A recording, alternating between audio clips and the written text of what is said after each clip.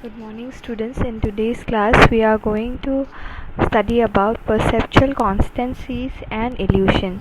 So let us begin with the class.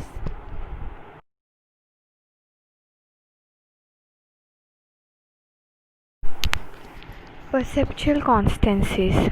The sensory information that we receive from our environment through our specialized sensory receptors changes when we move around. Yet we form a stable perception of an object seen from a position and in any intensity of life. So it keeps on changing, but we form a stable perception. It's not like that. If you see a mountain from far away, the mountain will become something else. But from far away, also, you will perceive it as a mountain, and from nearby, also, you will be able to perceive it as a mountain. There is a stable perception of an object seen from any position and in any intensity of light. Perception of objects as relatively stable in spite of changes in the stimulation of sensory receptors is called perceptual constancy. So, no matter wherever the object is, it is relatively stable in spite of changes in stimulation of sensory receptors. Okay, so we see a mountain, we move closer to the mountain, or we move further away from the mountain. The stimulation of sensory receptors in this case do change, but the perception of a mountain remains a mountain. We from far away also we know it is a mountain, and from nearby also we know it is a mountain. So here we will examine three types of perceptual constancies that we commonly experience in our visual domain. Okay, so the first one is size constancy. So the size of an image on our retina changes with the change in the distance of the object from the eye. Okay, so the further away it is, the smaller is the image. Like I said, suppose there is a tree, so you move towards the tree, so the image in your retina will be large. If you move further away from the tree, the image of the tree will be smaller. Okay,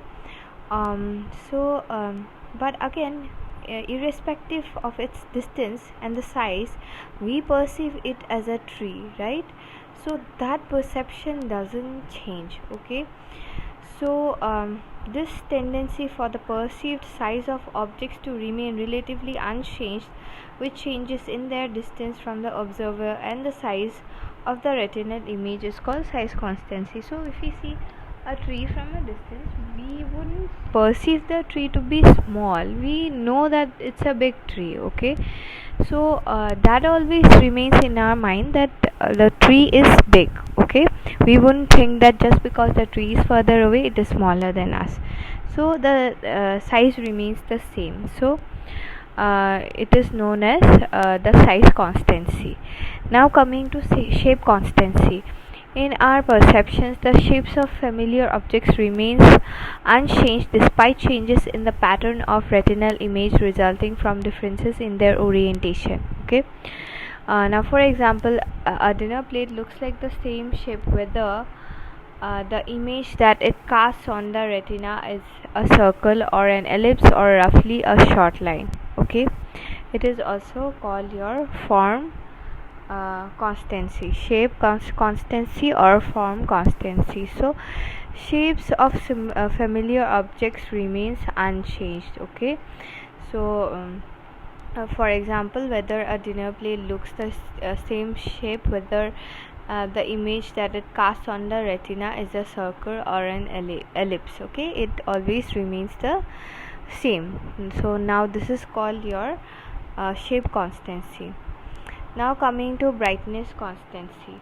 Visual objects not only appear constant in their shape and size, they also appear constant in their degree of whiteness, grayness or blackness, even though the amount of physical energy reflected from them changes considerably.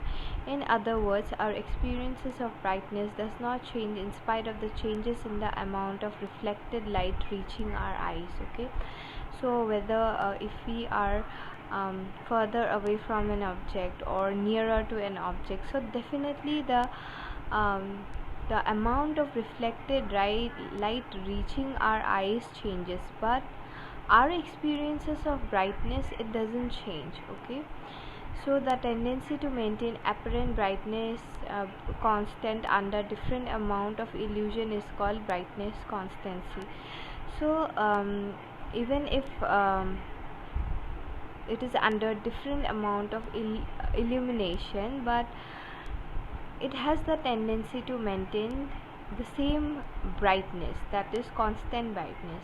Now for example, surface of a paper which appears white in the sunlight is still perceived as white in the room light. Similarly, coal that looks black in the sun also looks black in room light. So whether you are in a very well lit room, a piece of white paper will look white there also. Whether you are in a room which has dim light, there if you see a white paper, then also, although the the lighting is less, it will still look white only. So the amount of light reflected to our eyes, reaching our eyes, okay, may change. So if under a sun we keep a white piece of paper, definitely under the sun the light which will be reflected to our eyes will be more, because there is some sunlight. But in a dim light room, the amount of light reflected to our eyes will be less. But again, that doesn't change our perception of a white paper. The white paper will remain a white paper even in a dim light, okay. So that is known as the brightness constancy, okay. So no matter wherever you are, no matter how whatever the amount of light is reflected to our eyes, the brightness remains constant. White paper will remain white, coal will remain coal, as in black. Coal will remain black in any kind of light condition. So that is known as your brightness constancy. Okay, so now in the next slide we will be starting with illusions.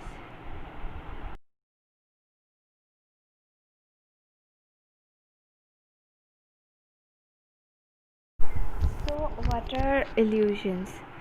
Illusions are misperceptions resulting from misinterpretation of information received by our sensory organs and are generally known as illusions. So if we see something and we misperceive it, we do not perceive it as it should be, we misinterpret the information which our sensory organs collect, then it is known as illusions. So we all experience illusions, and optical illusion is one of the most common kind, okay.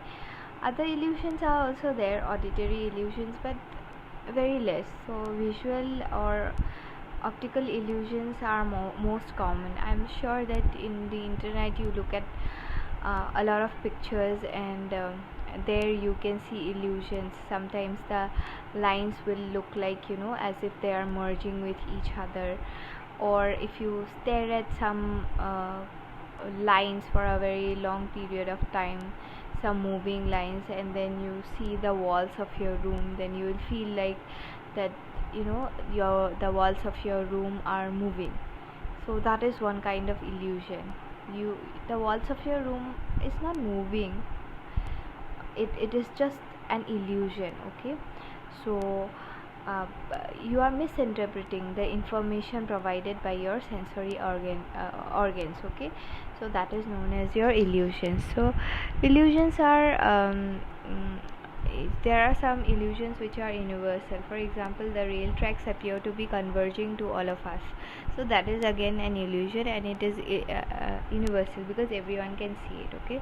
Some other illusions seem to vary from individuals to individuals. These are called personal illusions. So there are some illusions that I may see it but you may not see it, okay. So these are personal illusions. So let us look at two of these common illusions, okay. So the first one is geometrical illusion. So you see figure 5.16. All of us perceive line A as shorter than line B, although both lines are equal. This illusion is especially experienced by children. So this illusion is known as Muller-Lyer illusion. Okay, there are several other illusions also experienced by birds and animals. So what is happening is that the line A is closed with two curves and B is not closed, but there are two curves which are facing opposite direction. So line A has some kind of a closure, two curves facing the line A, so it is perceived to be smaller. Okay, but if you see it for a longer period of time, you won't be able to, like, you will know now, since you are adults and you know how to better interpret, so you will know that both the lines are equal.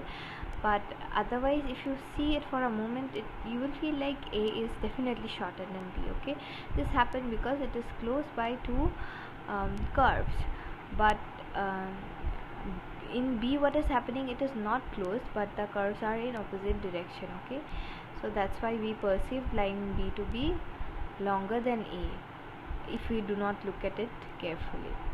And then there is another one, figure 5.17. You can see the illusion of vertical and horizontal lines. Although both the lines are equal, we perceive the vertical line as longer than the horizontal one because it is the standing line and the other one is the sleeping line. So the standing line, that is the vertical line, looks bigger, but both of them are similar in length. Okay, remember that. But we see the vertical line, as in the standing line, longer than the horizontal line. Okay, so this is geometric illusion. Now let us talk about apparent movement illusion. So this illusion is experienced when some motionless pictures are projected one after another at an appropriate rate. This illusion is referred to as phi phenomenon. When we see moving pictures in a cinema show, we are influenced by this kind of illusion. So like I said that when we see moving pictures in a cinema show, we are influenced by this kind of illusion. So in movie halls, this has been done. Like, it is what basically a movie is what succession of flickering electrical lights, okay, which generate this illusion. So basically when you are seeing a movie, that is a kind of illusion, movement illusion, which is known as the phi phenomenon. Okay, so this happens because in an appropriate rate the motionless pictures are projected one after another. Now think about if you have a book, okay, if you have a small notebook and on each page you draw some stick figures, and then at an appropriate rate, if you flicker all the pages, it will look like that, as if those pictures are moving, although the pictures are motionless, but again they are moving. So same thing happens with movies. Okay, so basically these are what movement illusion. They create illusion and we see it as a movie or something animated. Okay, so for the experience of this illusion, Wertheimer had reported the presence of appropriate level of brightness, size, spatial gap, and temporal contiguity of different lights to be important. Okay, so all these factors are important for an apparent moment illusion to happen. So it's not given in details in your book, so I won't go into details, but these are